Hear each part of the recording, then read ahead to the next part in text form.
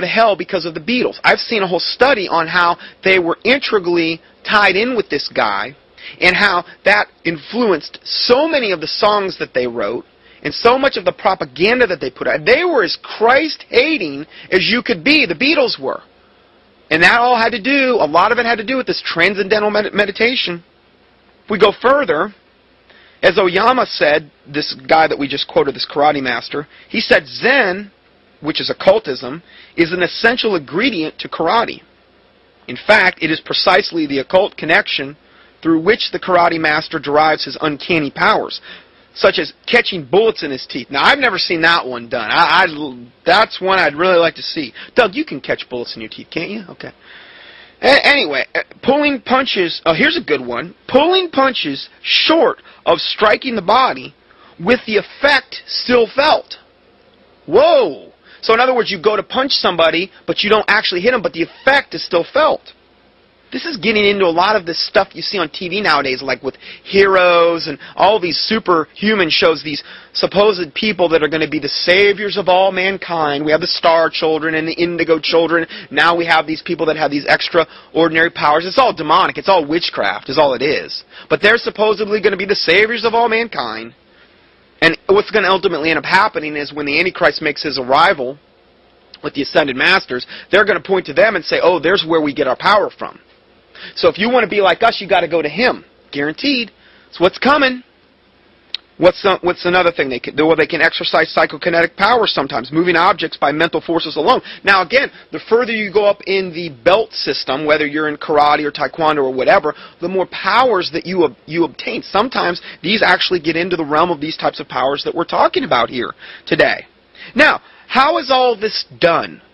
When you get into, I mean, somebody could catch a bullet with his teeth, or punches pulling short of striking the body, but with the effect still felt. Let's talk about that one. How is that done? It's done, whether they want to admit it or not, by summoning demons in order to do these feats and accomplish their dirty work. Who does it glorify? Jesus Christ glorifies self. Bible says again, no flesh should glory in my presence. God said that in His Word. This is a common witchcraft recruiting tool. I've seen scenarios where somebody that was involved in witchcraft, they would bring the person they wanted to convert, and they would say, hey, listen, you know, I've got powers. I'm a witch or I'm a warlock or whatever, and I've got powers. And they would say, okay, let me demonstrate my powers to you. And if you want to join us, you'll have these type of powers too eventually. And essentially, they would have something like where maybe they would levitate, or maybe they would levitate like a chair or table off the ground. What is that? They're summoning demons through witchcraft in order to raise that object. Demons have power. Fallen angels have power, okay? They can actually move physical objects. This is why when you watch these ghost stories and stuff like this, oh, the bookcase moved, or a book flew across the room. These are demons doing this. Are those shows ever glorifying Jesus Christ? No. They can call them ghosts or poltergeists or whatever they want to. They're demonic, evil entities. Okay, that's what we're dealing with. And they do have power to a certain extent to be able to move physical objects. If Satan can get you to go to hell because he rose some table off the ground 5 inches, don't you think he's going to raise them all day long? And we know that's the chief way that the Antichrist is going to deceive the masses, through the miracles and the lying signs and wonders. That's the very chief tool that he's going to use to deceive all humanity. And it's a common witchcraft recruiting tool. Well, it's a common recruiting tool to get you to go into the martial arts. You see these big strength demonstrations, they're breaking boards, they're breaking concrete, they're doing whatever, and you know, particularly men, we want to have that machismo thing going on, and we want to be able to do that and be really strong and tough.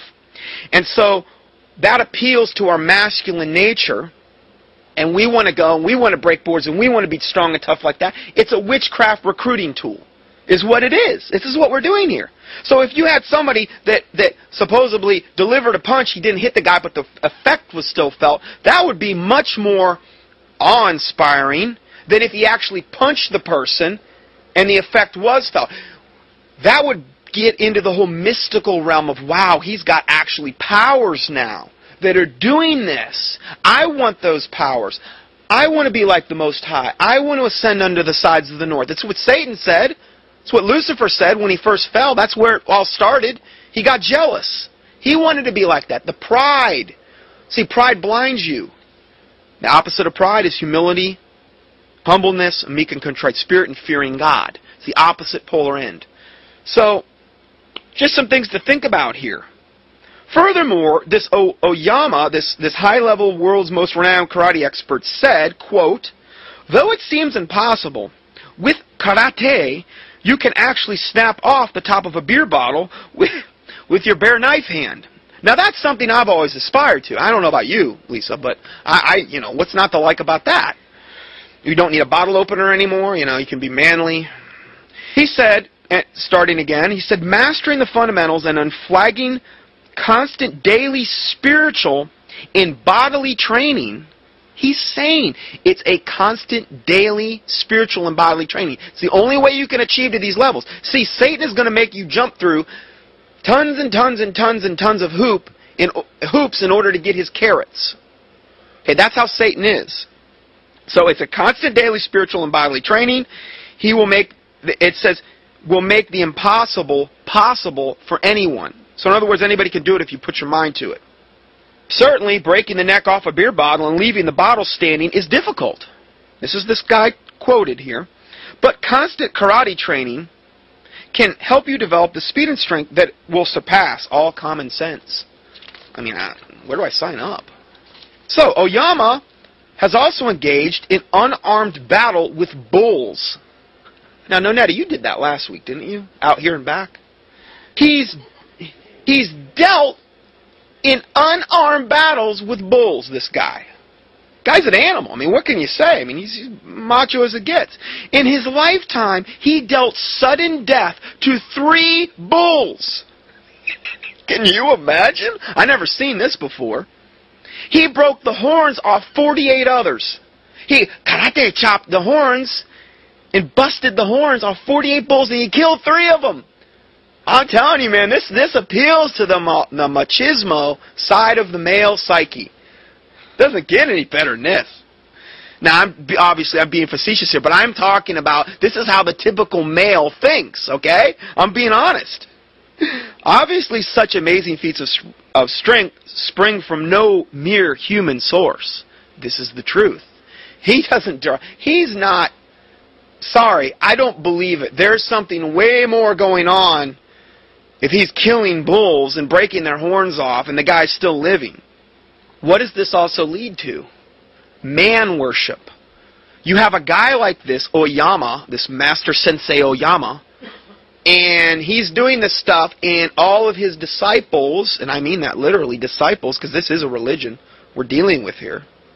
Religion's absolutely tied in with it. He even said it. Spiritually, you can't separate the two. They look to him and they revere this man, and it's a form of man worship. And he's all more than willing to receive their accolades and their pride. And pride wells up in him. Jeremiah 17:5, though, says, "Cursed be the man that trusteth in man, and that maketh flesh his arm, and whose heart departeth from the Lord." How much more could you make flesh your arm than if you were looking up to this guy like this Oyama? You're making flesh your arm. You're relying in flesh. What can I do? But it said, "Cursed be the man that does that," because your heart will depart from the Lord.